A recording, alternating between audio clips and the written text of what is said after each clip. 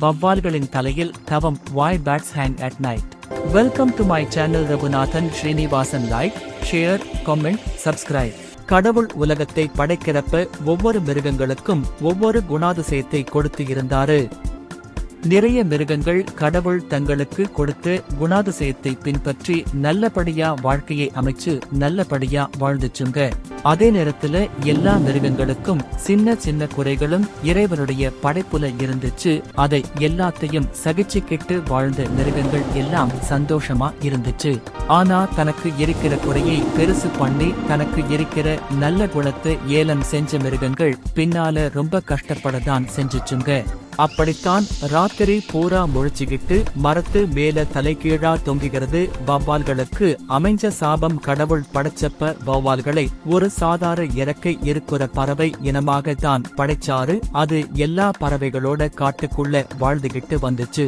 காலையில விடிஞ்ச உடனே பறவைகள் கூட்டம் கூட்டமா பழங்கள் மரம் இருக்கிற பக்கம் போய் பழங்களை கொத்தி தின்னு தங்களுடைய பசியை ஆத்திக்கிறது தினசரி நடக்கிற விஷயமாத்தான் இருந்துச்சு. ஆனால் காலப்போக்கில வேகமா பறந்து போய் பழங்களை முதல்ல கொத்தி திங்கிற பறவைகளுக்கு நல்ல பழங்களும், லேட்டா வருகிற பறவைகளுக்கு அழுகி போன பழங்களும், சரியா பழுக்காத காய்களும் தான் கிடைச்சிச்சு.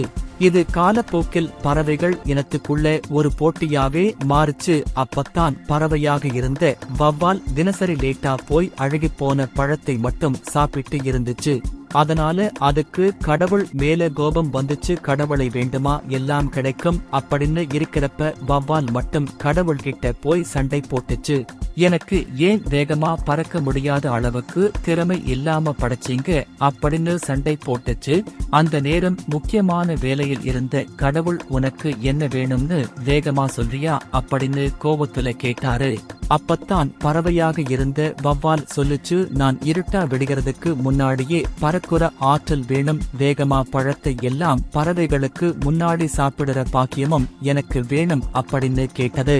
கோபத்துல இருந்த கடவுள் அப்ப ராத்திரியில் பறக்கிற பறவையா உன்னை மாத்துறேன், வேகமாக நீ பறக்கலாம். எந்த பழத்தை நீ வேகமாக போய் புடுங்கணும்னு நினைச்சியோ அந்த மரத்திலேயே தலைகீழா தொங்கி வாழ்க்கை நடத்து அப்படின்னு சாபம் விடுற மாதிரி வரத்தை கொடுத்தார்.